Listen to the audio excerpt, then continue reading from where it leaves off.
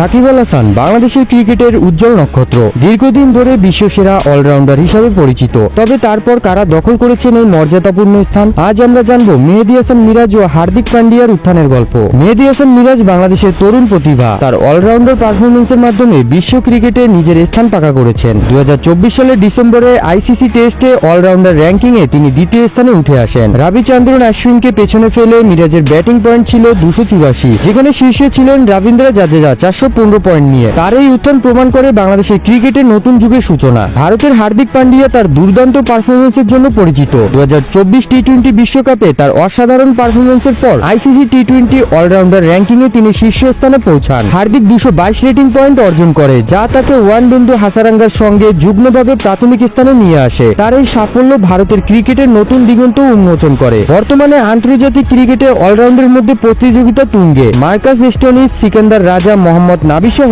আরো অনেকেই নিজেদের পারফরমেন্স দিয়ে র্যাঙ্কিং এর উপরে উঠেছেন। এই প্রতিযোগিতা ক্রিকেটকে আরো রোমাঞ্চকর করে তুলছে। সাকিব আল হাসানের পর মেহেদী হাসান মিরাজ ও হার্দিক পান্ডিয়ার মতো অলরাউন্ডাররা বিশ্ব ক্রিকেটে নিজেদের প্রতিষ্ঠিত করেছেন। তাদের এই সাফল্য আমাদের আশা জাগায় ভবিষ্যতে আরো নতুন প্রতিভা উঠে আসবে।